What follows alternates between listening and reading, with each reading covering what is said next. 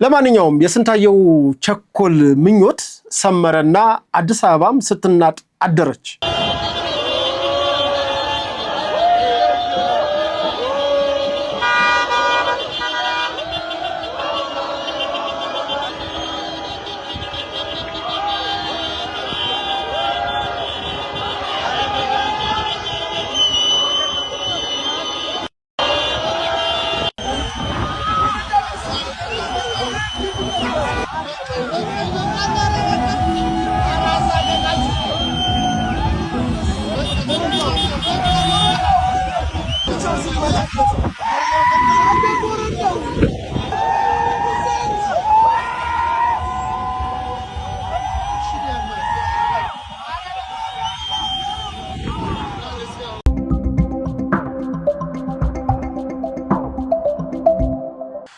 ሰላም ጤና ይስጥልን ውድ ሀቅና ሳቅ ሚዲያ ቤተሰቦች እንደምን አላችሁ? የሳምንታዊ ወቅታዊ ዝግጅታችን ነው። በዛሬው ዕለት የተለያዩ ርዕሶችን አንስተን ከናንተ አድማጭ ተመልካቾቻችን ጋር እንቆያለን። በዛሬው ዕለት የተለያዩ ርዕሶች ይዘናል።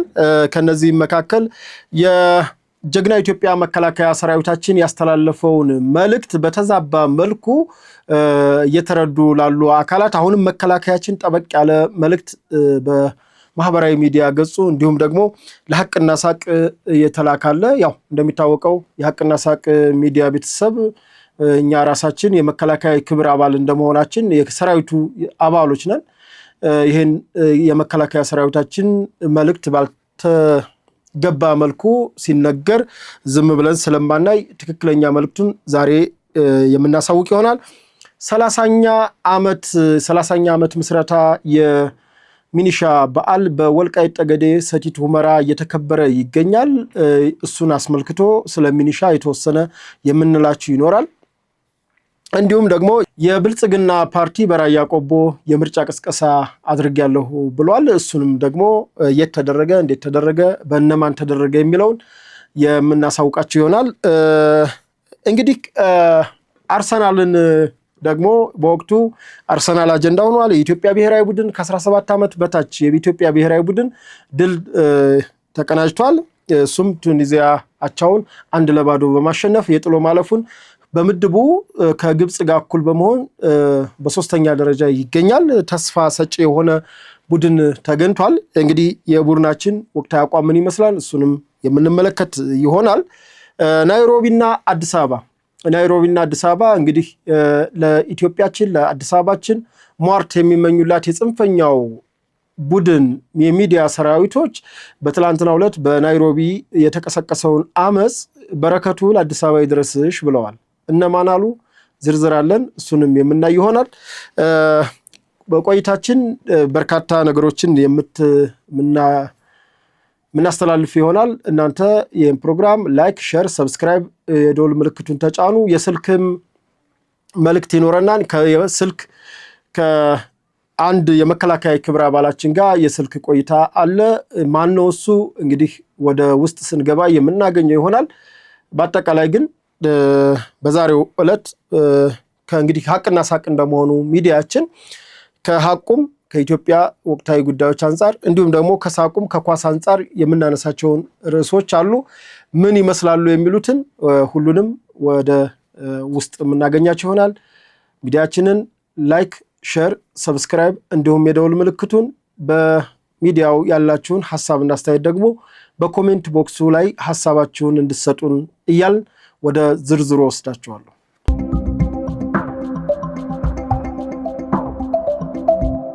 መልካም። በቅድሚያ ያደረኩት እንግዲህ በመከላከያ ሰራዊታችን ያስተላለፈውን ጥብቅ መልእክት ነው። ይሄ ጥብቅ መልእክት ምን ይዘት አለው የሚለውን ከአድማጭ ተመልካቾቻችን ጋር የምናደርገው ቆይታ ይሆናል።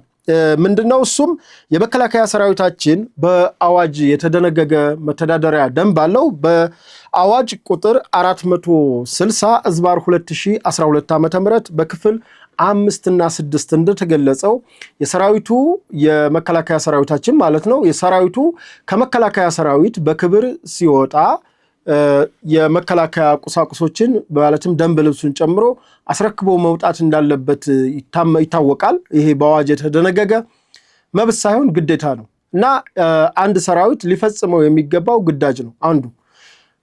እንግዲህ በሰራዊቱ ቤት ስንቆይ በሰራዊታችን የተለያዩ መብትና ግዴታዎች አሉ። ወታደር ደግሞ ስትሆን ከመብቶች ይልቅ ግዴታዎች የበለጠ ይጠነክራሉ። እነዚህን ግዴታዎቹን የተወጣ በስነ ምግባር የታነጸ ሰራዊት ሲሆን ነው ዲሲፕሊን ሆኖ ከሰራዊቱም በቦርድ የሚሰናበተው። ካልሆነ ግን ሰራዊቱ እኮ ያባራል። የሚያባራው በሁለት መልኩ ነው። አንድ በዲሲፕሊን ያባራል ማለት በዲሲፕሊን ጥሰት ሲፈጽም ወንጀል ሲሰራ ወታደራዊ ፍርድ ቤቶች አሉ፣ መታሰር አለ፣ የጉልበት ስራዎች ቅጣቶች አሉ፣ ደመወዝ ቅጣት አለ። በተዋረዱ እያንዳንዱ መመሪያ እያንዳንዱ ህጎችን በጣሰበት ጊዜ የሚቀጣባቸው ቅጣቶች አሉ። ደግሞ በስነ ስርዓት ሰራዊቱን በስነ ስርዓት አገልግሎ በስነ ስርዓት በሚወጣበት ጊዜ በቦርድ ይወጣል። እንግዲህ በቦርድ የሚወጣበት ሁለት መልኩ አለ። አንደኛው በፈጣሪ ህመም ታሞ ህመሙ በዶክተሮች ተረጋግጦ መዳን የማይችል ሲሆን ከእንደገና ከዛ በሰራዊቱ ቤት ቢቆይ የጤናው ጉዳይ የማያስቀጥለው ማለት እንግዲህ የወታደር ውሎ አዳር ይታወቃል። በግዳጅ ነው፣ ዘወትር እንቅስቃሴ ነው፣ ዘወትር ምሽግ ነው። ብርድ አለ፣ ዝናብ አለ፣ በረሃ አለ፣ መልክዓ ምድሮችን መውጣት መውረድ አለ። እነዚህ ሁሉ የተሟላ ጤንነት ላይ ካልተገኘ ሰራዊቱ በሕክምና በቦርድ ይሰናበታል ማለት ነው። ሁለተኛው ደግሞ አገራችን ኢትዮጵያ የሰጠችውን ተልዕኮ በማስፈጸም በግዳጅ ላይ እያለ እንግዲህ አካል ይጎላል፣ ከሞት በመለስ ባሉ ጉዳቶች ይደርስበታል።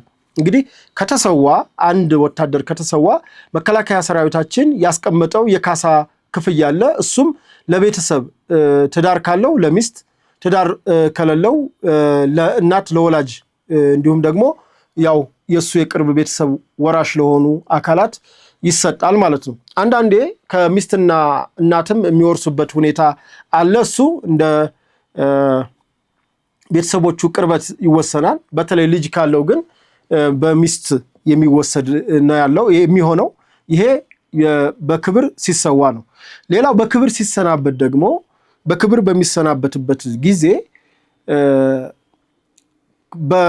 የሚሰጠው ደብዳቤ አለ፣ ምስክር ወረቀት አለ። ከየት ክፍል እንደነበረ ምን አይነት ግዳጅ ሲፈጽም እንደነበረ ክፍሉ ገልጾ ለሚመለከተው አካል በተለይ ለወጣበት ወረዳ፣ ቀበሌ፣ ገበሬ ማህበር ሊሆን ይችላል፣ ከተማ አስተዳደር ሊሆን ይችላል፣ ይጻፍለታል። ያን ይዞ ይወጣል። በዛም መሰረት ባለው ነገር ይስተናገዳል ማለት ነው። የሰራዊቱ ለየት የሚለው ማለት ከሌላው ሲቪል ሰዎች ለየት የሚለው በማህበር ለምሳሌ ከተሞች ማህበር የቤት ወይም የአፓርታማ እንዳየ አካባቢው ቢደራጅ እነዛ ቢደራጁ ከሰራዊቱ የተመለሱ አካላት ቅድሚያ እንዲያገኙ መመሪያ የሚያግዛቸዋሉ። እንደ ክልሎቹ መመሪያ ያግዛቸዋል እንጂ መከላከያ ሰራዊታችን ከመከላከያ ሰራዊት ሲሰናበቱ የሚደረገው በቃ በቦርድ የሚሰጠው ብር አለ። ያችን ብር ይይዛል ወይም በጥሮታ የሚቆረጥለት ተቆራጭ ገንዘብ ይኖራል።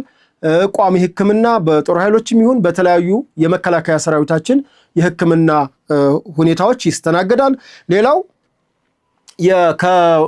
ከኮሎኔሎች በላይ ይመስለኛል የፋውንዴሽን አለ አሁን የተጀመረ። በፋውንዴሽን የቤት ግንባታ እንትን ውስጥ ይገባል፣ ማህበር ውስጥ ይገባል። እንዲሁም የአድዋ የቁጠባ ፕሮሰስ ተጀምሯል። ይሄ በአሁን ባለው መንግስት ነው የተጀመረው። በነገራችን ላይ የሰራዊቱ ችግር ይሄ ግን በቂ ነው ተብሎ አይታመንም። ምክንያቱም ሰራዊታችን ከተሰጠው ግዳጅ ከሰጠው ለሀገሩ ከሰጠው አገልግሎት አንጻር አንድያ ህይወቱን አንድያ ነፍሱን ነው ማትተካ ነፍሱን ነውና ለሀገር የሰጠው። ለዚህ ሰራዊት ይሄ ይበቃል ማለት ግን አይደለም። ምንድነው ህጎች ሊደግፉት ይገባል። ህጎች ሊስተካከሉ የሚገባቸው አዋጆች ይኖራሉ። እንግዲህ ኢትዮጵያ የምትመራው በህገ መንግስት በህግ ነው። በህግ እንደመተዳደሯ መሰረት ሰራዊቱም በአዋጅ የተቋቋመ እንደመሆኑ መሰረት በአዋጅ እንደመተዳደሩ መሰረት አሁንም ሰራዊቱ በክብር ከተሰናበተ በኋላ ይሁን በሰራዊቱ ውስጥ እያለ ህይወት ስላለው ነፍስ የሚመራቸው ቤተሰቦች ስለሚመሰርት ለነዚህ ቤተሰቦቹ በኋላ እኔ ለሀገር ስሰዋ ምንድነው ብሎ ማሰብ መኖር መቻል የለበትም። ስለዚህ ቀጣይ ባለው በምክክር ኮሚሽኑም ይሁን በሌላም መልኩ በተለይ ቀጣው ምርጫ ላይ እንግዲህ የሚመሰረተው መንግስት ይኖራል። ያ መንግስት ለሰራዊቱ ቋሚ ንብረት የሚያፈራበትና በተለይ ከአገልግሎት በሚወጣበት በሚሰናበትበት ጊዜ የት ልግባ ብሎ እንዳያስብ ልክ የሌሎች ሀገሮች ተሞክሮች በኢትዮጵያ ሊፈጸሙ ይገባል። ለምሳሌ ማታ አንድ ጓደኛዬ ጋር ያወራሁ ነበር እና አሜሪካ ላይ ያለውን ነገር ነገረኝ። አሜሪካ ላይ ያለ ትምህርት ዩኒቨርሲቲ ሲገባ ለማስተር $300 ይከፈላል አለ ለሲቪል። ነገር ግን ለመከላከያ ለሀገሪቱ ለአሜሪካ ሰራዊት ሲሆን $100 ነው የሚከፍለው። ያ ማለት የ2/3 ብልጫ አለው ማለት ነው። እንግዲህ 200 ይቀነስለታል። እኛ ሀገር ቢያንስ የዚህን ያክል እንኳ ባይሆን ነው 50-50 እንኳን የሚሆንበትን ሁኔታ። ሌላው የቤት ማህበር አለ። የቤት ማህበርም በጣም በማይታመን ሁኔታ ይቀንስለታል። እንዲሁ እንደነገርኳችሁ 75% እስከ 70% ድረስ ይቀነስለታል። ያ የሚከፍለው ጥቂት ገንዘብ ነው። ከዛ ቤት ያገኛል። ይሄን ያደረገው ግን አለኝ ይሄን ያደረገው የሲቪሉ አመራር ነው። አሁን የሲቪል አመራሮች መከላከያ ያወጣውን መግለጫ ሰምታችሁ ሰራዊቱን እንዲገፉ ሳይሆን ቢያንስ ሰራዊቱ የሲቪሉ አባል ነው። የሲቪል አመራሩ ቤተሰብ ነው። ወታደር ከሌለ ሀገር የለም። ይሄን ታሳቢ ያደረገ ሲቪል አመራሮች ይሄን ታሳቢ አድርጋችሁ በተለይ ክልል ላይ መብት አላችሁ፣ ስልጣን አላችሁ። መሬት ላይ ለሰው ልጅ መሬት ካገኘ ቦታ ካገኘ ሌላውን ነገር በብድርም በተለያየም ባንኮች ህጋችሁን ደግሞ ለመከላከያ ሰራዊት ብታስተካክሉ። በእርግጥ አድዋ ማይክሮ ፋይናንስ ጀምሯል ራሱ መከላከያ። ነገር ግን ሌሎች ንግድ ባንክም የኢትዮጵያ ንግድ ባንክ ሌሎች ገዘፍ ያላችሁ አቅም ያላችሁ ኮንስትራክሽን ባንኮች ለመከላከያ ሰራዊታችን ፈንድ የሚያደርግ እንዲሁም ሲቪል አመራሮች መከላከያ ሰራዊታችን ቤት የሚሰራ ከሆነ ለዛ ነገር ድጎማ የሚያደርግበት ስራ አሰራር ቢፈጠር። ይሄ ሁሉ ግን በህግ ሲታቀፍ ስለሆነ ቀጣው የህዝብ ተወካዮች ምክር ቤት አዲሱ የህዝብ ተወካዮች ምክር ቤት ይህንን ውሳኔ ቢያጸድቅ ደስ ይለኛል። ለመከላከያ ሰራዊታችን የተለየ አዋጅ ቢወጣለትና የት ልግባ እንዳይል። በደርግ ጊዜ እኮ ይታወቃል የሰራዊቱ አባል የሰራዊት ሚስት ከሆነች እርሻዋ ይታረስላታል፣ ውቂያው ሌሎች የግብርና ስራዎች በአካባቢው ማህበረሰብ ነው ይፈጸምላት፣ ቤቷም እንዲሁ በአካባቢው ማህበረሰብ ነው የሚሰራላት። ዛሬ ያለ ወይ? ይሄንን መፈተሽ ነው እና ሲቪል አመራሩ ከገጠር እስከ ከተማ ያለው ኃላፊነት አለበትና ሰራዊቱን እናበርታ። ሌላው ከሰሞኑ የታዩ አመጽ የሚመስሉ በአድማ የመሳተፍ ነገሮች አሉ። ይሄን ራሱ አዋጁ የሚከለክለው ነው። በአንድ ሰራዊት አባል በክብር ሲሰናበት በሰራዊቱ ደንብ ይተዳደራል። ምክንያቱም ከሰራዊቱ የሚያገኛቸው ጥቅሞች እንዳሉ ሆነው ከወጣም በኋላ በሰራዊቱ ደንብ ይተዳደራል። ይሄ እነ ጀዋር ወይ ይሄ የተለያየ ጽንፈኛ ሚዲያ ስላላችሁ እንዳትነዱ። እናንተ ጀግኖች ናችሁ። የኢትዮጵያ የቁርጥ ቀን ልጆች ናችሁ። ኢትዮጵያ በፈለገቻችሁ ሰዓት ህይወታችሁን ልትሰጡ አካላችሁን የገበራችሁ እንዲሁም ደግሞ ቤተሰቦቻችሁን ያጣችሁ ናችሁና በማንም ወሮበላ ሚዲያ መነዳት የለባችሁም። መሰረታዊ ጥያቄ አላችሁ። እሱም መሰረታዊ ጥያቄ በሰከነ መልኩ በአግባቡ ለሚመለከተው አንዳንዴም እስኪ ለኛ አቀብሉን፣ ለሚዲያዎች አቀብሉን። ይሄው ዋትስአፕ ቁጥራችን አለ። ለሐቅና ሳቅ ብላችሁ ላኩልን። እኛ ምንም ገደብ የለንም። ከቦታው መተን ማስተላለፍ እንችላለን ከስፍራው እና ለዚህ ችግር የለውም። ግን እዚህ ጋር የሰራዊቱ አባል የሆናችሁ አሁንም በአመጾ የተሳተፋችሁ ለወደፊቱም የነዚህ ልጆች አካያድ ትክክል የመሰላችሁ ሰዎች ትክክል አካያድ አልሄዱም። ይሄን አግባብ አይደለም። መብት የሚጠየቀው በዚህ መልኩ አይደለም። ሌላው ይቅርና በሰራዊት ቤት እኮ እያንዳንዷን ካለቃ የሚመጣውን ትእዛዝ አርግ አታርግ ነው። በኋላ ነው በሂስና በግለሂስ የአካያድ ትክክል አይደለም ብሎ የሚገማገመው እንጂ ሰራዊት አድርግ የተባለውን ያደርጋል። ካደረገ ከውጤት በኋላ ነው ግምገማ። አሁንም እዚህ ጋር የቤት ችግር ይኖራል፣ የኑሮ ችግር ይኖራል። አዎ ብዙ ለፍታችኋል፣ ብዙ ነገሮች አልፎባችኋል በልጅነታችሁ። ነገር ግን ሰዎች ቁስላችሁን እየነካኩ ወደ አልሆነ ነገር ለነሱ የፖለቲካ ዓላማ ማስፈጸሚያ እነ ጀዋር እናውቃቸዋለን እኮ። ጀዋር እኮ የመምህራንን ማህበርን ቅስቀሳ ገብቶ ያበላሽ፣ የሐኪሞችን ቅስቀሳ ገብቶ ያበላሽ፣ ሌሎች እንዲህ አይነት የገበሬዎች ሲነሳ ምክንያቱም እነ ጀዋርና ይሄ ጽንፈኛው ሚዲያ ኢትዮጵያ እንድትፈርስና የምትወዷትን እናንተ አካላችሁን የገበራችሁላትን ኢትዮጵያ ፈርሳ ማየት ነው የሚፈልጉት። እናንተ ለዚህ ሳታስቡት ትላንት ግንባር ፍለፊት ድሽቃ ይዘህ የተዋጋኸውን ጥላት ዛሬ በሚዲያ ሊያሸንፍ ነው። ዛሬ በሚዲያ ይነዳሃል። እሱ አይደለም አለቆች አላችሁ፣ የወጣችሁበት ክፍል አለ፣ ታውቁታላችሁ። እንዲህ ደረሰብን፣ ይሄ ቃል ተገብቶልናል፣ ይሄን ነገር አላደረጉልንም ብላችሁ ቢያንስ ለክፍላችሁ መደወልና መነጋገር ትችላላችሁ። መከላከያ ሲያሰናብታችሁ ከነጨርሶ አላሰናብታችሁ። ለምንድነው ባልተገባ በከሰሩ ፖለቲከኞች የምትነዱት? ይሄ መሆን የለበትም። እኔ ራሴ ያግዛችኋለሁ።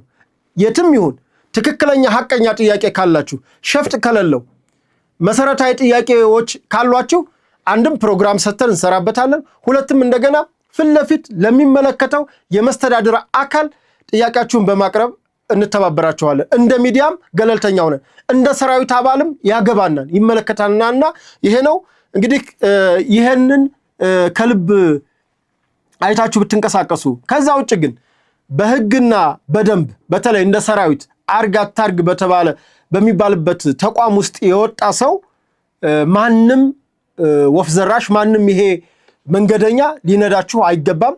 እናንተ በመሰረቱ የጸና ጠንካራ የኢትዮጵያ ጠንካራ ምሽጉ የመከላከያ ሰራዊታችን አባል ስለሆናችሁ በዚህ ኩራት ሊሰማችሁ ይገባል። ይሄ አንድ ቀን ተኩሶ ማያውቅ አንድ ቀን ምሽግ አድሮ የማያውቅ የፌስቡክ ጀግናና የሚዲያ ጀግና እናንተን ፈጽሞ ሊጋልባችሁ አይገባም። ጥያቄያችሁን ግን አከብራለሁ።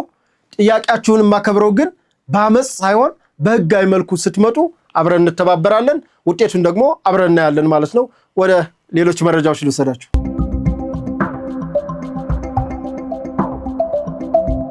መልካም። በቀጣይነት ደግሞ ወደ ወልቃይት ጠገዴ ሰቲት ሁመራ የሚወስደን መረጃ የጀግናው ሚኒሻ ሰራዊታችን በዛሬው ዕለት 30ኛ ዓመት ክብረ በዓሉን በወልቃይት ጠገዴ ሰቲት ሁመራ ዞን እያከበረ ይገኛል። እንግዲህ ሚኒሻ የኢትዮጵያ ጋሻ ነው። የሚኒሻ ሰራዊት በነገራችን ላይ ኢትዮጵያን ከመፍረስ የታደገ ጀግናው የሶማሌን ጦር የበተነ 300,000 ሚኒሻ ሲነሳ ካራማራ ይነሳል። የካራማራን ውጊያ በበላይነት እንድናሸንፍ ያደረገን የሚኒሻ ጦር ነው። አንዳንድ ሰዎች በተለይ ከደርግ ስርዓት በኋላ ሚኒሻ እንግዲህ ከሰራዊቱ ማለትም ከመከላከያ ሰራዊታችን በክብር የተሰናበተ ጡረተኛ እንዲሁም ደግሞ በልምድ ውጊያ እንግዲህ ኢትዮጵያ ሆኖ ተኩስ የማያውቅ አካል የለም።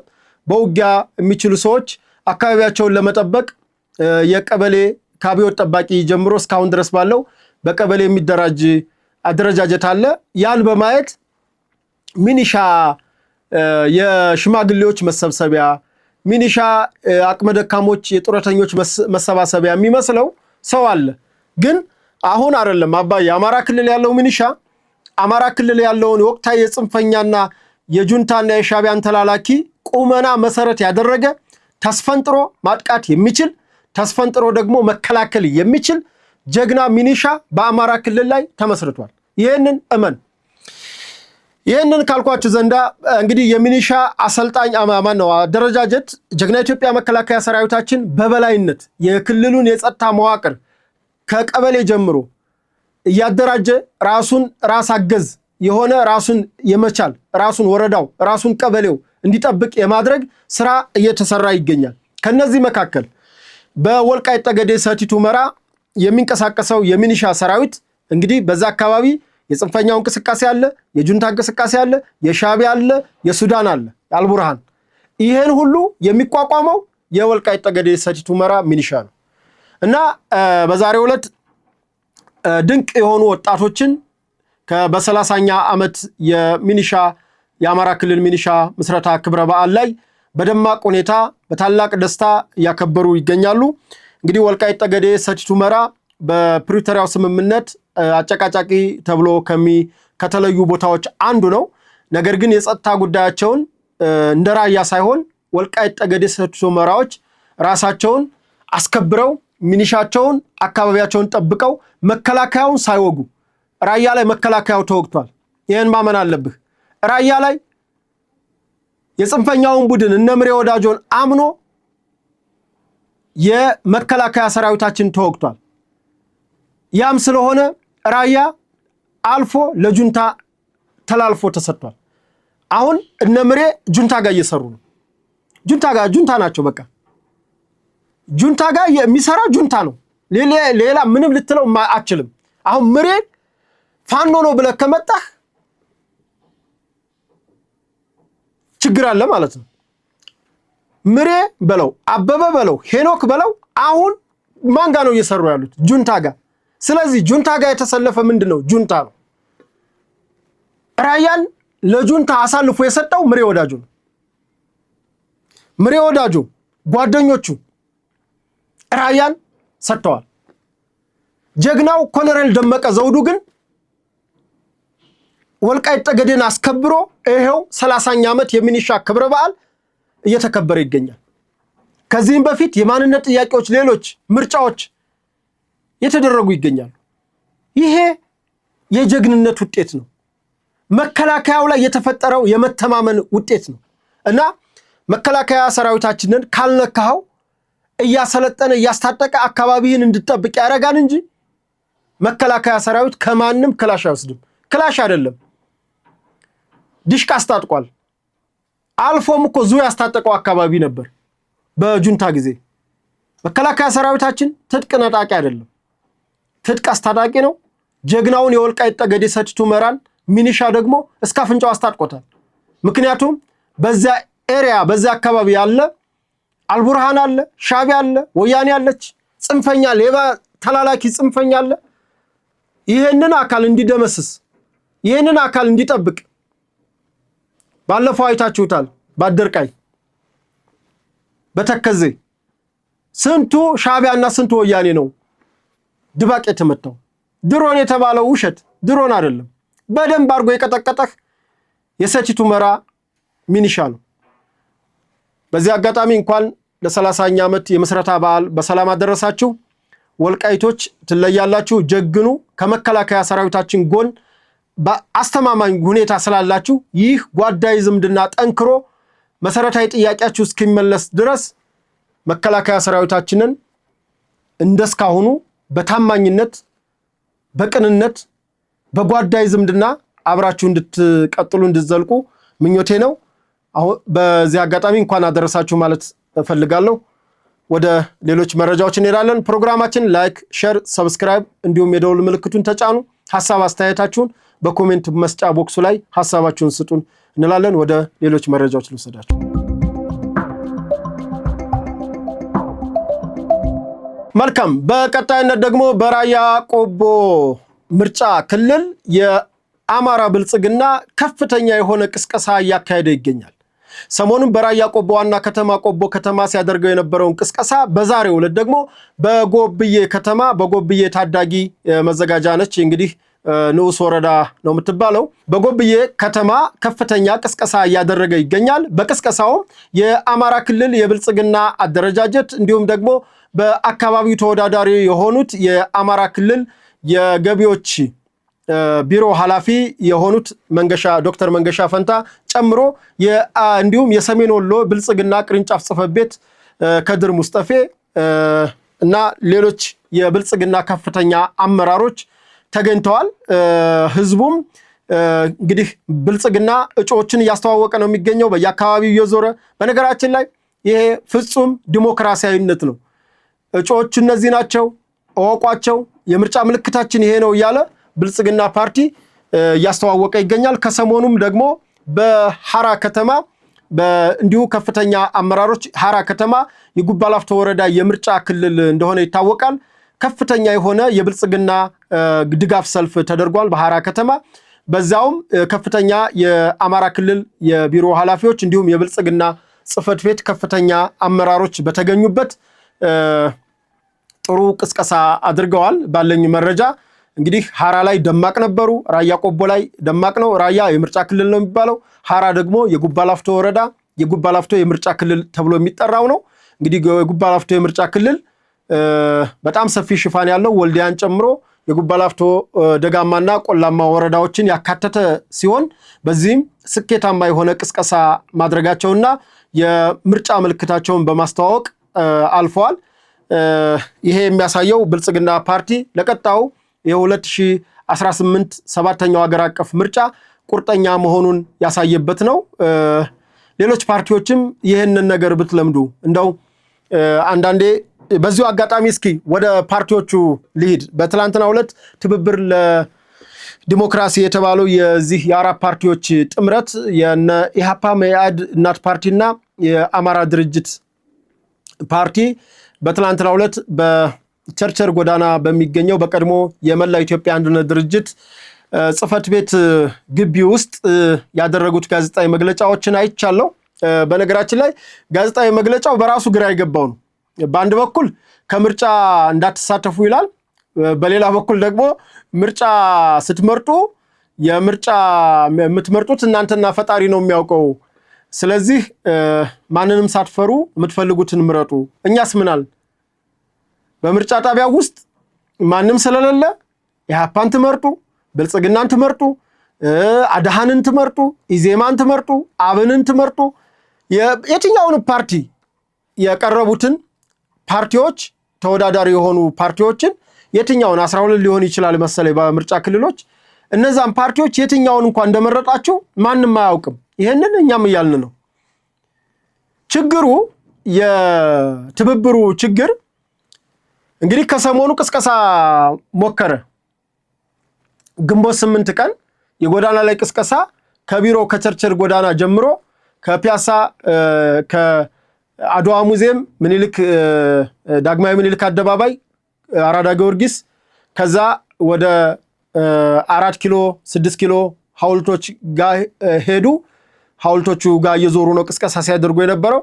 ከዛ መጨረሻቸውን እንትን አደረጉ፣ መስቀል አደባባይ ማለት ነው። መስቀል አደባባይ አድርገው እንግዲህ የመጣውን ሰው እያየነው ነው። በባስ የተንቀሳቀሱ ሰዎች እያየን ነው። ገና ደጋፊ የለኝምና ደጋፊ አልመጣምና ተብሎ ቀጣው ምርጫ አስተውለን እያየነው ነው ይባላል። ኧረ ተው መሳቂያ አትሁኑ። በቃ አላደራጃችሁም፣ ሰነፎች ናችሁ። አባላት የላችሁም። ቅስቀሳችሁ ላይ እየተሳተፉ ለዛውም ቀስቃሽ የሆነ እንግዲህ ወቅታዊ የሆነ ዳስጣልን ከፍታችሁ አረንጓዴ ቢጫ ቀይ ያድዋ የድሮውን ባንዲራ ሰንደቅ ዓላማ ይዛችሁ በዛ ወጣቱ ይቀሰቀሳን ብላችሁ አስባችሁ ማለት ነው። አካሄዳችሁ በሙሉ የተንኮል ነበር። በነገራችን ላይ መንግስት ህግ ላስከብር ቢል ህግ ማስከበር የሚችልበት ነገር ግን እንደፈለጋችሁ ተብሎ እንደፈለጋችሁ ሆናችሁ እንኳ ማንም አይዟችሁ የሚላችሁ የሚመለከታችሁ ሰው ሲያጣ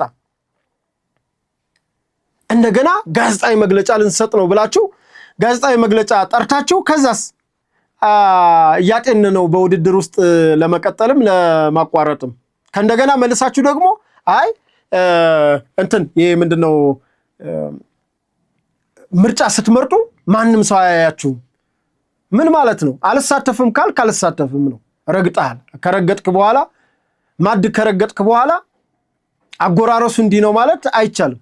ረግጠክ ኪዳል ጥለክ ኪዳል ለምን ዙረታ ያለ የተፉበትን ዙራ ያለ እንደፈለገ አርጎ ይብረጠው ሌላው ረግጠክ ከወጣ። ከዛ ውጭ አሁን የነዚህ ሰዎች የፖለቲካ ፓርቲዎቹ ዓላማና ግብ ምንድነው ነው? እኔ በፖለቲካ ውስጥ የቆየው አመራር ነኝ። በቅስቀሳ በምርጫ ቅስቀሳ ውስጥ በመቃወምም በመደገፍም በጣም ልምድ ያለኝ ሰው ነኝ። ደጋፊ አገኛለሁ ብዬ ወጥቼ ደጋፊ ሳጣ እየየምል ከሆነ ምንድነው? መጀመሪያ የወጣችሁት ሙዚቃውን ስንከፍት ቅስቀሳውን ስንቀሰቅስ ሆ ብሎ ይወጣል ሰው ብላችሁ አሰባችሁ። እንዳሰባችሁት አልሆነም። የእናንተን ዲስኩር የሚሰማ ጠፋ። ውጤቱን አሰባችሁት፣ የምርጫ ውጤታችሁ። ከዛስ አይ ምርጫውን እያየነው ነው።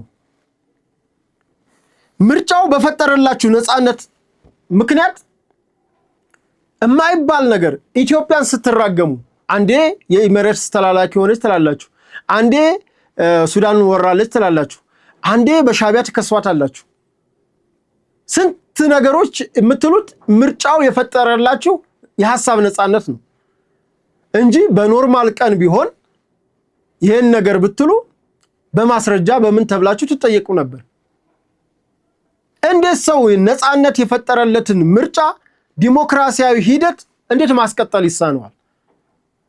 ከእንደገና አይቸው በማንኪያ አይቸው በጄ የሆነ ነገር ሲሞቅ በጭልፋ ሲቀዘቅዝ በጄ የሚባል ትግል አለ እንዴ? ትግል ማለት በነገራችን ላይ ትግል ማለት የማይመቸውን ነገር እንዲመች ማድረግ ማለት ነው። ተራራውን መናድ ማለት ነው። ዳገቱን መውጣት ማለት ነው። ከዛ ውጭ ግን ዳገቱ መሃል ላይ ስትሆን ጫፉ ላይ እንደማደርስ ስታውቅ በቃኝ እዚህ ጋር የእናቴን መቀነት የአባቴን ከዘራ የሚባል ነገር አይሰራም። ምርጫ እገባለሁ ካልክ አማራጭህን ይሄ ነው ብለህ ማቅረብ። አማራጭ አላችሁ። የምንነግሩን ስድብ ነው፣ የምንነግሩን አሽሙር ነው። አማራጭ ሰው እኮ የከተማ ልማት አማራጭ ይሄ ኮስሞ ካላችሁት እሺ ይሁን፣ ኮስሞ ነው ካላችሁ እኛ የከተማ አማራጭ ፕላናችን ይሄ ነው። የስርዓት ፖሊሲያችን ይሄ ነው። የውጭ ፖሊሲያችን ይሄ ነው። በውጭ ፖሊሲም እየከሰሳችሁ አይደል? የውጭ ፖሊሲ ይሄ ነው። የትምህርት ፖሊሲያችን ይሄ ነው። የንግድና ኢንቨስትመንት ፖሊሲያችን ይሄ ነው ብላችሁ እኮ በፖሊሲ ማስረዳት ነው። ባለፈው ባንዲራ ይዛችሁ ነበር ሰወጡ የነበረው። አሁን የባለፈው የግንቦት 8 ያረጋችሁ ቅስቀሳ ግን እኔ እውነት ለመናገር አድንቄ ነበር። አድንቄ ሳልጨርስ ግን ትላንትና ደግሞ የሆነ መግለጫ አይሉት የሆነ ነገር ብቻ የሆነ ነገር አድርጋችሁ በአንድ በኩል ምርጫ አሳተፋለሁ በሌላ በኩል ደግሞ አንሳተፍም ብላችሁ ግራ አጋባችሁን እንጂ የሁዱ እኮ በጣም የሚደነቅ ማን የዚህ የግንቦት 8ቱ ያደረጋችሁ ቅስቀሳ በጣም አንደኛ ነው። በዛ ብትቀጥሉበት በቃ ደጋፊ ቀስ እያለ ይመጣል። ደጋፊ በነገራችን ላይ ደጋግማችሁ ስነግሩት ምክንያታዊ ስትሆኑለት በእናንተ ላይ እምነት ሲያድርበት ነው የሚመጣው እንጂ ተስፋ እያስቆረጣችሁት እንዴ ከድህነት እንደብዬ ልውጣ ከረሃብ እንደብዬ ልውጣ የሚልን ሰው ጭራሽ ራቡን እንዲባባስበት ካረከው ስራ አጥነቱ እንዲባባስበት ካረከው ለማን ነው ተስፋ የምትሆነው? ተስፋ ስጡ። ተስፋ ይኑራችሁ። ችግር እንኳን ካለ አይ ይሄ ችግር አለ ይሄ ስለሆነ ደግሞ እኛ ይሄንን አማራጭ ስላለን በዚህ አማራጭ ለኢትዮጵያ ሕዝብ ተስፋ ነን ብላችሁ ተስፋ ብትሰጡት ሰው ተስፋ ስለሰጣችሁት ተስፋ እናንተን አድርጎ ይመርጣችኋል። ጨለምተኛ ሆነህ ግን ጨለማ እየታየህ ብርሃን የማይታያችሁ ከሆነ ሰው እንዴት በጨለማ ይሄዳል ብርሃን እያለለት? እና በዚህ አጋጣሚ ያው የፓርቲዎችን ልጨርስ ብዬ ነው። በአጠቃላይ ግን ብልጽግና ፓርቲ በአማራ ክልል በተለያዩ አካባቢዎች እንግዲህ ባየናቸው ሰሞኑን እንኳን በሰሜን ጎንደር፣ በማዕከላዊ ጎንደር፣ በደቡብ ጎንደር ጋይንትና ደብረታቦር እንዲሁም ደግሞ በሰሜን ጎጃም፣ በምዕራብ ጎጃም እንግዲህ ደንበጫን መራዊን ይዞ አጠቃላይ ቋሪትን አካባቢ ያሉ በደብረ ማርቆስ ምስራቅ ጎጃም አካባቢ በሰሜን ሸዋ፣ በደቡብ ወሎ፣ በኦሮሞ ብሔረሰብ ዞን እስከየት ቦታ ነው ብልጽግና ፓርቲ ቅስቀሳ ያላደረገው? እንደውም ልንገራችሁ ከዛሬ 5 ዓመቱ ምርጫ ይልቅ ብልጽግና ፓርቲ በአማራ ክልል እንደ ዘንድሮ የትኛውም አካባቢ ቀስቅሶም አደራጅቶም የፓርቲውን ምረጡ ቅስቀሳ አድርጎ አያውቅም። የዛሬ 5 ዓመትማ ምን ሲሰራ እንደነበረ እናንተም ታውቁታላችሁ እኮ። ያ ዲሞክራሲ ሂደትን አይገነባም። የዲሞክራሲ ምሴት አልነበረም የዛሬ 5 ዓመቱ ስለምናውቀው። ፓርቲዎች ተፎካካሪ ፓርቲዎችን እኔ በኢትዮጵያ በዓለም በኢትዮጵያ ብቻ ይመስለኛል ተቃዋሚ ሆኖ የገዢውን ፓርቲና ሌሎች ተፎካካሪ ፓርቲዎች በነፃነት ቅስቀሳ እንዳይቀሰቅሱ የተደረገበት የዛሬ 5 ዓመቱ የ2013 ምርጫ ነው። በቃ አማራጭ ሐሳብ ነው። ኢዜማን መጥቀስ ይቻላል። በዱላ እየተንከሳከሰ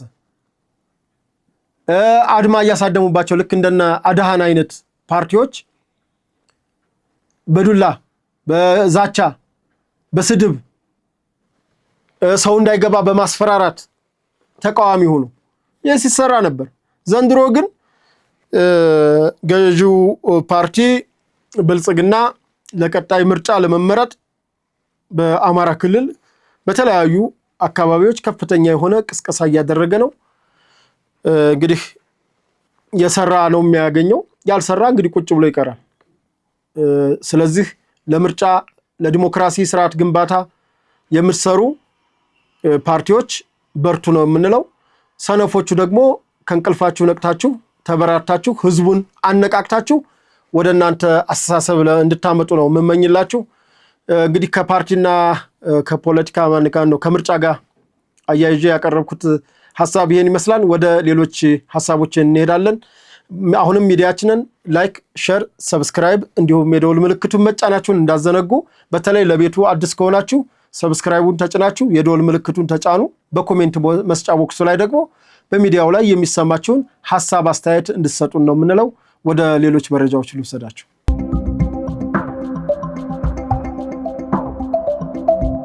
መልካም። በቀጣይነት ደግሞ የምንመለከተው ርዕስ እንግዲህ በኢትዮጵያ ላይ የሚያሟርቱ የገዛ የሙቀጫ ልጆች አሏት። እነዚህ የሙቀጫ ልጆች በትላንትናው ዕለት በናይሮቢ ከተማ የተከሰተውን የሁከት እና ግርግር ለአዲስ አበባ የተመኙ ለስሙ የአዲስ አበባ ልጅ የሆኑ ነገር ግን የአዲስ አበባ ሕዝብ እንኳን በአሁኑ ሰዓት ምን እንደሚፈልግ ያልገባቸው ዝም ብለው ብቻ ሰው ሀገር ጥገኝነት ለማግኘት ከመንግስት ጋር ራሳቸው ተጋጭተው መንግስት ከእስር ቤት ሲፈታቸው ይቅርታ ጠይቀው ነው የሚወጡት።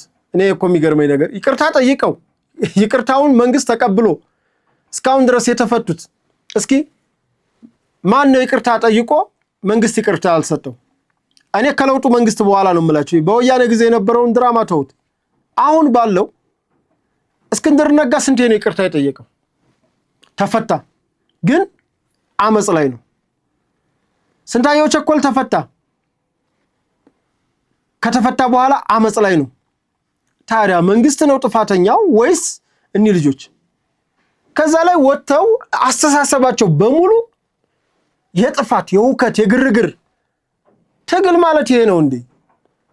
ትግል ማለት ካለው ላይ መጨመር ማለት ነው። አስተሳሰብ ይበልጣል፣ ይቀድማል። መጀመሪያ ህዝቡ የሚፈልገው ምንድነው?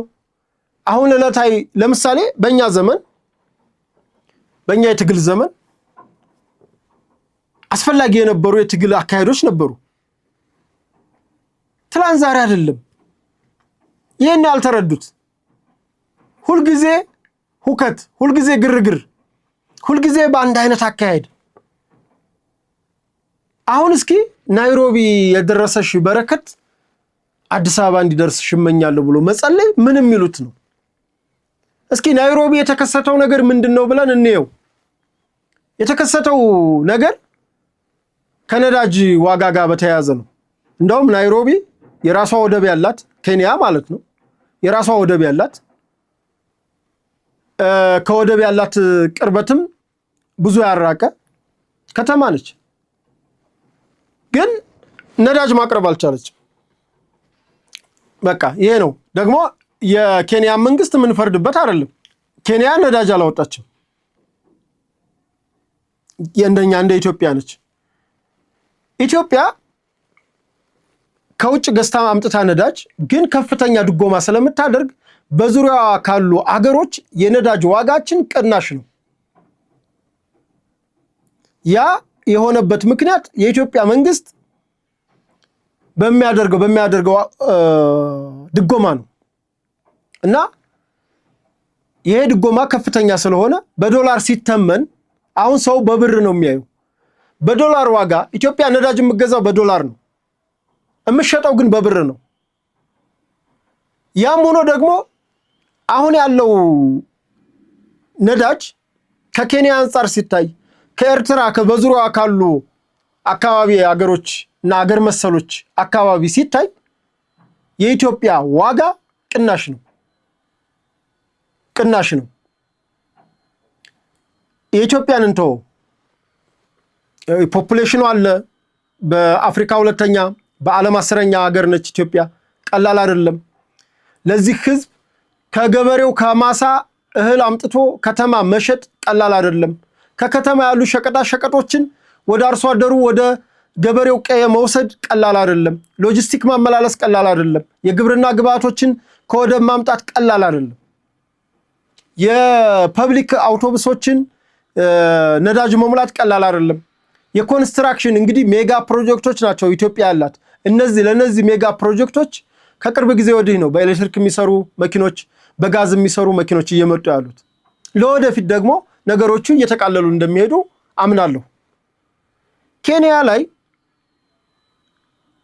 የነዳጅ ድጎማ ማድረግ ባለመቻሉ መንግስት በተፈጠረ ሁከት በተፈጠረ ግርግር የሰዎች ህይወት ነው ያለፈው።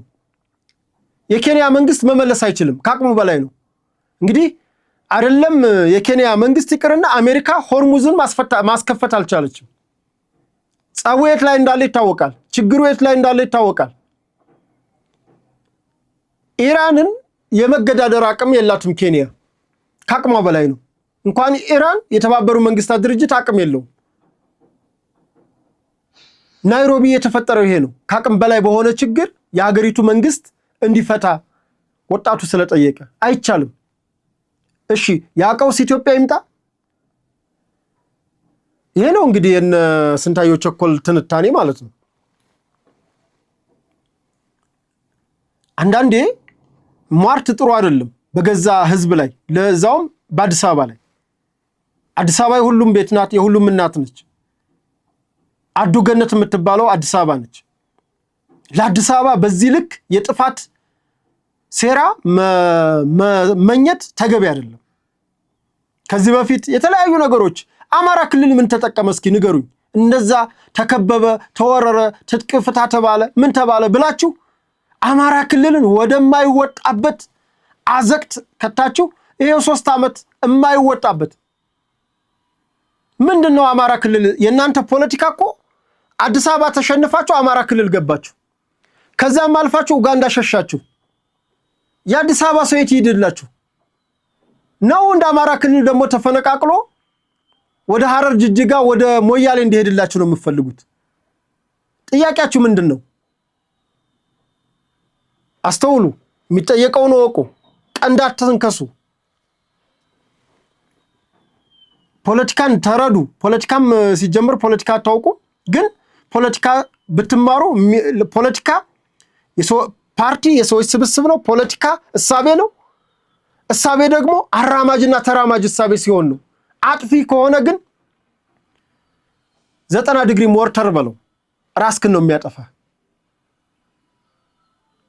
ስለዚህ ይሄን ነገር ፖለቲካን በቅጡ ብትረዱ መልካም ነው። ሌላው በዚሁ አያይዤ ከማህበራዊ ሚዲያ ካልወጣን ደረጀ ሀብተወልድና ጀዋር መሐመድ የሰጡትን በመከላከያችን ዙሪያ የሰጡትን እንትናይቼ እነ ኤልያስ መሰረት አሁን ጀዋር መሐመድ አሁን ባለ ደረጀ ሀብተወልድ አሁን ባለ አቋም በተለይ ከጽንፈኛው ጋር በተያያዘ አቋምህ ድሮ መልካም ነበርክ። አሁን ባለ አቋም ለመከላከያው ጥሩ ሐሳብ ኑሮህ ጨርሱት የምትሉት መከላከያ አይደለ እንዴ? መከላከያ እንደቱ ዛሬ ታያችሁ እንዴ? ትላንት እኮ የግለሰብ ጦር ነው ስትሉ ነበር። የብልጽግና ጦር ትሉታላችሁ፣ የብርሃኑ ጁላ ጦር ትሉታላችሁ፣ የአብይ አህመድ ጦር ትሉታላችሁ። ስም አታችሁለት ያገዛዙ የሥርዓት እንትኑ ስትሉት ነበር። ታዲያ ዛሬ ከመቼ ወዲህ ነው እናንተ የሰብአዊ መብት ተሟጋች ናችሁ? ተቆርቋሪ ናችሁ? መከላከያ ሰራዊቱ ይሄን አርጉልኝ ብሏችሁ ነው? ከመቼ ወዲህ ነው እናንተ የመከላከያ ሰራዊት ተቆርቋሪና ዲፕሎማቱ ናችሁ የመጣችሁት? ይሄንስ የማለት የሞራል ብቃት አላችሁ ወይ? ትላንት ጨፍጭፉት፣ ግደሉት፣ በተኛበት እረዱት ስትሉት አልነበረም? የፓርቲ እንትነው ሰራዊት ነው ስትሉት አልነበር? የግለሰብ ሰራዊት ነው ስትሉት አልነበረም? ዛሬ እንዴት የህዝብነቱ ታያችሁ? የህዝብ ልጅነቱ ታያችሁ?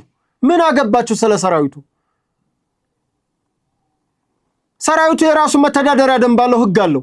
በራሱ አግባብ ነው የሚሄደው እንጂ ይሄ የዩቲዩብ ጡረተኛ በሚቀሰቀሰው ቅስቀሳ የሚንቀሳቀስ ሰራዊት አይደለም። ዲሲፕሊን አለው፣ መተዳደሪያ ደንብ አለው፣ ህግ አለው።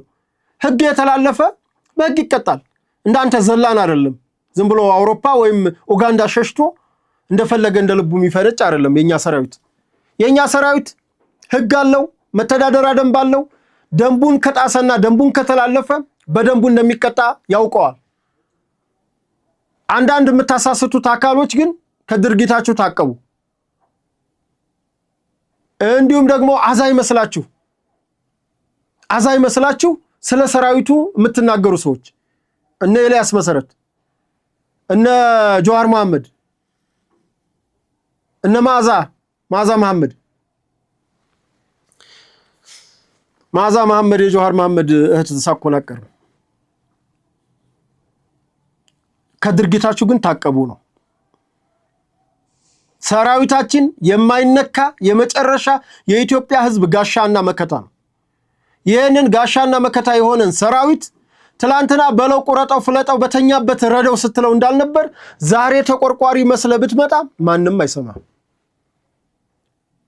ህግ አለው፣ ደንብ አለው፣ መተዳደሪያ አለው። በዛ መሰረት ይሄዳል። ሌላው ከሜጀር ጄኔራል እንዳልካቸው ጋር በተያያዘ በሰጡት መግለጫ ግልጽ መግለጫ ነው የሰጡት። እማያሻማ በቃ ወታደር ናቸው። እማያሻማ በቃ ደንቡን ነው እኮ የገለጹልህ። አዋጅ ቁጥር ጠቅሰው አዋጅ ቁጥር ልንገራውንም 460/2012 የጸደቀ ደንብ ነው የነገሩህ። ንግግር ነው ያደረጉት እንጂ ደንቡን ነው ያወሩት። ምንም በዚህ ብትለው እንዲህ ጄኔራሉ አጣጣሉት ብትለው ጄኔራሉ አጸደቁት ብትለው ይሄንን ያላወቀ ሰራዊት የለም ሰራዊት ውስጥ። ሌላው የሰራዊትን ልብስ በተመለከተ ማን መጠቀም አለበት እንዴት መጠቀም አለበት የሚለው በግልጽ አዋጅ አለ። ጽንፈኞች እና ሸኔዎች የሰራዊቱን ልብስ የከዳውም ይለብሰዋል። የሰራዊቱን ልብስ በተለያየ አማካኝነት ያገኘውም ይለብሰዋል። መመራረክም እኮ አለ። ውጊያ እኮ ነው የተገባው፣ ጨዋታ እኮ አይደለም። በዚህ ሰዓት የሰራዊቱ አልባሳቶች ላልተፈለገ ጥላት ተላልፎ ይሄዳሉ። በዛ ሰዓት ጽንፈኛውን በለው ሸኔውን በለው የሚለብሰው ስለሌለው የመከላከያ ሰራዊትን የሚጠላውን ልብስ ለብሶ መግለጫም ሊሰጥ ይችላል፣ ውጊያም ሊያደርግ ይችላል፣ የፈለገ ሊሸሽም ይችላል። ግን ልብሱን በተለያየ መንገድ ስለሚያገኘው ማለት ነው። ከመጣ በኋላ ወደ ሰራዊቱ ከገባ ቦታ ከተሐድሶ በኋላ ግን ልብሱ ወደ ባለቤቱ ይመለሳል። እና እዚህ ጋር ማወቅ ያለብን ነው። ቅድም ከሚኒሻው ጋር ማንሳት ነበረብኝ። በአሁኑ ሰዓት በኢትዮጵያ ሀገራችን በክልል መንግስታትም ጭምር ሚኒሻ እንኳን እንደ ድሮ አይደለም። ደሞዙ ከፍተኛ ነው። በየአካባቢው መሬት እንዲሰጠው ታውጇል። በየአካባቢው መሬትን በተመለከተ በነገራችን ላይ የአካባቢ መስተዳደሮች የራሱ የወጣ የክልል አዋጅ አለ። በዛ በክልል አዋጅ መሰረት መተግበር ተገቢ ነው። የሲቪሉ አመራር ይሄንን የቤት ስራ ለእናንተ ወሰዱ። ከዛ በተረፈ ግን የጽንፈኛ ሚዲያዎች ትላንትና ስታጣጥሉት የነበረ ግደለው ስትሉት የነበረው ስገሉት የነበረውን ሰራዊት ዛሬ ሰብአዊ መብት ተሟጋችሁ ሆናችሁ ልቀርቡ የሚያስችላችሁ የሞራል ከፍታ የለም። የሰራዊታችን ጉዳይ ለኛ ለሰራዊቱ አባል ልተውልን ይገባል። የዛሬው መልእክቴ ይሄ ነው። ወደ ሌሎች መረጃዎች ወስዳችኋለሁ። መጨረሻ ወዳረኩት መረጃ ወስዳችኋለሁ። ፕሮግራሙን ላይክ አድርጉ፣ ሼር አድርጉ፣ ሰብስክራይብ አድርጉ። የደወል ምልክቱን በተለይ ለቤቱ አዲስ ከሆናችሁ ሰብስክራይብ አድርጋችሁ የደወል ምልክቱን መጫናችሁን አዘንጉ። የተሰማችሁን ሐሳብና አስተያየት ደግሞ በኮሜንት ቦክሱ በሐሳብ መስጫ ሳጥኑ ላይ ሐሳብ አስተያየታችሁን ስጡን ነው የምንለው። ወደ ሌሎች መረጃዎች ወስዳችኋለሁ።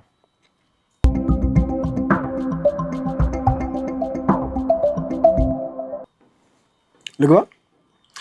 መልካም። በቀጣይነት ደግሞ እንግዲህ ከሐቅና ሳቅ ነው ሚዲያችን የዛሬ ያደረኩት የአርሰናል ክለብ ከ22 ዓመት በኋላ የድል ዋንጫ አንስቷል። ሀገራችን ኢትዮጵያ ደግሞ በተመሳሳይ ለ17 ዓመት በታች የዓለም ዋንጫ ማጣሪያ ወጣቶቻችን በጣም በጥሩ ሁኔታ በጥሩ አቋም ላይ ይገኛሉ። እንግዲህ በትላንትናው ዕለት በተደረገው ጨዋታ የኢትዮጵያ 17 ዓመት ወጣት ክለብ በአሚር ሚስባህ አማካኝነት በተገኘች ጎል ጥሩ ነጥብ አግኝተናል። 4 ነጥብ አግኝተናል። አሁን ባለው ደረጃ ሰንጠረዥ ከግብጽ ቀጥሎ በሶስተኛ ደረጃ እንገኛለን። በመጨረሻ ግርጌ የምትገኘው ቱኒዚያ ነች። ያው የመጀመሪያው ላይ የምትገኘው ሞሮኮ ነች። እንግዲህ አጠቃላይ ሲታይ ከአረብ ሀገራት ጋር ነው ኢትዮጵያ የገጠመችው።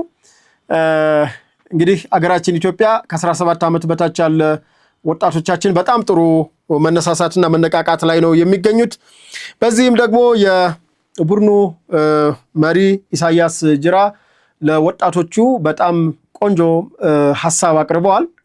እሱም እንግዲህ በቱኒዚያ በተገኘው ድል ሳትኩራሩ ለቀጣይ ድል ራሳችሁን አዘጋጁ ያሉበት መልእክት አለ። መልእክቱን አሰምተናችሁ ወደ ቀጣው አጀንዳ ወስዳቸዋለሁ። ቱኒዚያን ማሰብ አንከም በልተን እናልባለን። ቱኒዚያን አሸንፈናል። ይህን ደስታ እዛው ረስቶ ለሚቀጥለው ማሰብ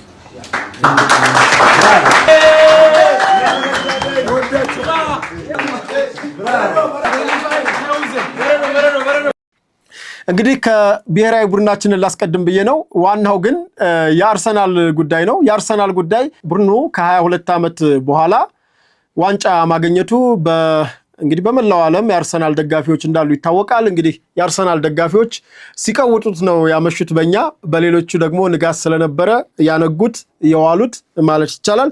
በመላው ዓለም ትልቅ ድጋፍ ያለው ክለብ ነው አርሰናል። እንግዲህ ዘገነር ሲሉታል የክለቡ ደጋፊዎች። መድፈኛው የእንግሊዝ ፕሪሚየር ሊግ አሸናፊ መሆኑን ታውቋል። በዚህም እንግዲህ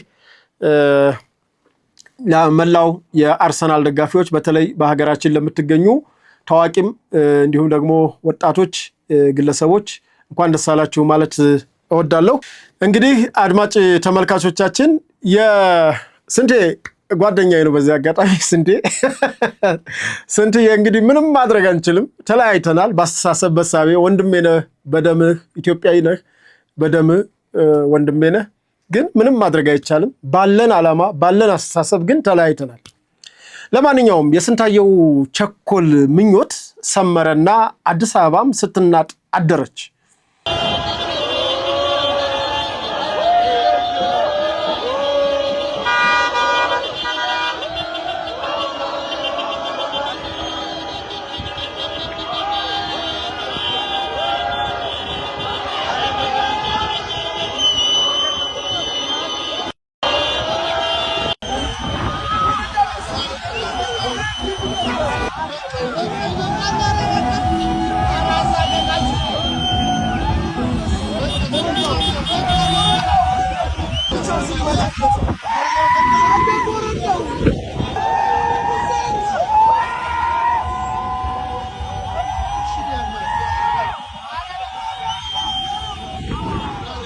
ግን የተናጠችው በአርሰናል ደጋፊዎች መሆኑ ነው። እኛ ምን ያደርግልናል? እሳት ይሄ ጎማ አለፈ እኮ በ1997 1997 ለነገሩ አንተ ተደብቃል። እኛ ጎማ ስናጤስ አንተ የለህም። አንዱ አጫሽ እኔ ነበርኩ፣ አንዱ የጎማ አቀጣጣይ። ያመጽ አለፈበት ወንድም አለም። አሁን ያለው ሌላ ነው። አሁን ባስተሳሰብ ነው። አሁን ኢትዮጵያ ሌላ ማርሽ ላይ ነች፣ ሌላ ሌቭል ላይ። ለዛ እኮ ነው አሮጊቷ ጁቬንቱስን አላልኩም፣ አሮጊቷ ወያኔ ያልቻለችው የወጣችው ከጨዋታ የማችለው ዲቪዚዮን ወርዳለች ወያኔ። አሁን ያለው የቻምፒየንስ ሊግ ነው። አርሰናል ለቻምፒየንስ ሊግ እየተጫወተ ነው። ፕሪሚየር ሊጉን በልቷል። የኢትዮጵያን ፖለቲካ ለቻምፒየንስ ሊግ እንጂ የሚጫወተው ለዲቪዚዮን አይጫወትም። ዲቪዚዮን በዲቪዚዮን ነው። ለፕሪሚየር ሊግ ስትደርሱ ከደረጃ ስትወጡ እንቀበላቸዋለን ስንዴ። ለጊዜው ግን አዲስ አበባችን በደስታ ፍክት ብላለች፣ እምር ብላለች። ቦሌ አትላስ አዲሱ ቪአይፒ ጎዳና በአርሰናል ደጋፊዎች ተጥለቅልቋል። ስንታየው ቸኮል ምን ትሆን? እዚያው ኡጋንዳ እንግዲህ አላቅም፣ ሙሴቪኒ እስከሚያውቅላችሁ መቼም እናንተ በሄዳችሁበት ነውጥና ረብሻ ስለሆነ ፍላጎታችሁ እንግዲህ ኡጋንዳም ሌላ ነገር እንዳይከተላችሁ ይልቅ ባላችሁበት አደብ ገዝታችሁ ለኢትዮጵያ ለሀገራችሁ ሰላም ብትመኙ ነው የምለው። አንተ እንደተመኘው ሳይሆን የአርሰናል ደጋፊዎች ያደመቋት አዲስ አበባ እምር ድምቅ ብላለች። እንግዲህ የደስታችን ተካፋይ ሁን ነው የምለው። ከዚሁ ጋር ተያይዞ እንግዲህ ሳይንስና ኢኖቬሽን ሚኒስትር ዶክተር በለጠ ሞላ ከበሻቱ ቶላ ማርያም ጋር ያደረጉት አንድ ቃል ኪዳንና ቃለ መጠይቅ ነበረ። እሱን እናሳያቸዋለን። ቃል ኪዳናቸውን ጠብቀው ደግሞ ለበሻቱ የሰጧትን ሁለት መልሶች በተከታታይ የምናቀርብ ይሆናል። አርሰናልና ዶክተር ያላቸው ግንኙነት እንዴት ነው? እኔና ፕሮፌሰር ብርሃኑ ነጋ የአርሰናል ደጋፊ ነኝ። ድሮ ሃይ ስኩል ጀምሬ ከዴኒስ ቤርካምፕ ጊዜ ጀምሮ ዩኒቨርሲቲ ለቴሪ ኦንሪ እስካሁን ድረስ ታማኝ የአርሰናል ደጋፊ ነኝ። ዘንድሮ ካልሆነማ በቃ እንኮበልላለን። መኮብለላችን አይቀር። የሚገርመው ዩኒቨርሲቲ እያለሁ እኔ ራሴ አርሰናል ደጋፊ ነበርኩ። እንደውም ዶርም ውስጥ እኮ አልጋዬ ጋር የቴሪ ዳንኤል ኦነሪን ፎቶ ነው በትልቁ ለጥፌ ጧት ማታ አይ ነበረው። ግን የሆነ ሰዓት ላይ ደከመኝ። በጠበቅ ዋንጫ የለም፣ በጠበቅ የለም የማይዘንብ ዝናብ እንደ ዳመና ብቻ ሲሆንብኝ ተውኩት። ዘንድሮ እንዲሳካ ምኞቴ ነው። ዋንጫ ካነሱ ብቻ ደውልልሃለሁ። ስለዚህ እንደምትደውይ እርግጠኛ ነኝ። ዋንጫ ካነሱ ብቻ ደውልልሃለሁ። ስለዚህ እንደምትደውይ እርግጠኛ ነኝ።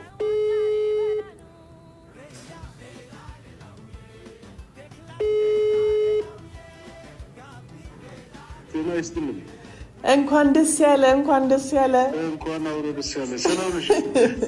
እንዴት ነህ ዶክተር? አለን ለማለሽ እንዳሉ ፈጽመናል። እንዴት ደስ ይላል። ተመልክተዋል? ያንን ስለ አርሰናል ያወራንበትን እንትን ከስር ብዙ ማጽናኛ ነበረው። አይዞህ ዶካ አትኮበልልም ምናምን የሚል እንኳን ደስ ያለ። በጣም ደስ ብሎኛል። በጣም ብዙ ደጋፊ ነው ያለው። እንደምታየው ከተማው በግሩፕ ሆኗል። አዎ በጣም ነው ደስ የሚለው። ደግሞ ሽልማት አለ። በፍቃዱ ግርማ የሚባል አሜሪካን ሀገር የሚኖር ልጅ አለና እንዲህ ለትልልቅ ሰዎች ለታዋቂ ሰዎች ኦሪጂናሉን የአርሰናል ጀርሲ ከአሜሪካ ልክ ሲመጣ ይዞ ይመጣልና ለእንግዳሽ ተዘጋጅቷል አለኝ። እንኳን ደስ ያለ። ሲመጣ ይዘን እንመጣለን። በጣም ደስ ይላል። በጣም እለዋለሁ። እንኳን ደስ ያለ። በቃ ቃሌን ለመጠበቅ ነው። ለህዝብም ያው አሳያለሁ። ያው ደውያለሁ። እሺ መልካም። እንግዲህ ያው የረዳት ፕሮፌሰር ዶክተር በለጠ ሞላ የሳይንስና ኢኖቬሽን ሚኒስተር እንዲሁም የአብን ሊቀመንበር ያው ደስታቸውን ገልጸዋል። እንደውም በፌስቡክ ገጻቸው ነፍጠኞቹ ዋንጫውን አነሱት ብለዋል። እንግዲህ ነፍጠኛ ያሳኛቸው የአርሰናል መለያ አርማ መድፍ ነው። መድፍ ደግሞ ሴባስቶፖል ነው። ሴባስቶፖል ደግሞ የአጼ ቴዎድሮስ የመጀመሪያው ኢትዮጵያዊ መድፍ ነው። ብዙ ነገሮች ይሰላሰላሉ። ኢትዮጵያኖች ደግሞ ብዙ ጊዜ ከጦር መሳሪያ ጋር ያለን ቁርኝት የሚታወቅ ነው። ጀግኖች ነን።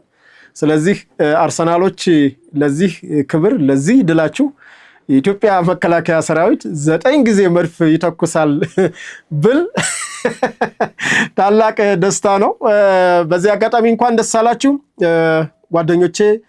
እኔም ራሴ አርሰናል ደጋፊ ነኝ። እንኳን ደስ አለኝ። መከላከያችን ደግሞ መቻላችን ደግሞ ዋንጫ ደግሞ አንስቶ የኢትዮጵያን ፕሪሚየር ሊግ እንዲሁ መድፎች እንዲተኮሱ እመኛለሁ። በተረፈ የዛሬውን የሐቅና ሳቅ ወቅታዊ ዝግጅት በዚህ በአማረ መልኩ አቅርበናል። ፕሮግራሙን አዘጋጅቼ ያቀረብኩላችሁ እኔ ቴዎድሮስ አያሌው ከመላው የስቱዲዮ ባለሙያዎች ጋር በጋራ በመሆን ነበር። እስካሁን ድረስ ያደረግነው ቆይታ ያማረ ቆይታ ነበር ብዬ አምናለሁ። ሳምንት በሌላ ዝግጅት በሌላ መስተንግዶ እስከምንገናኝ ሰላም ቆዩን እያል የዘወትር የሐቅና ሳቅ መልእክት የሆነውን መነሻችንም መድረሻችንም ኢትዮጵያ ናት። ለኢትዮጵያ ሰላም፣ ለኢትዮጵያ ብሔራዊ ጥቅም ተግተን እንሰራለን። አመሰግናለሁ። ሰላም ቆዩ።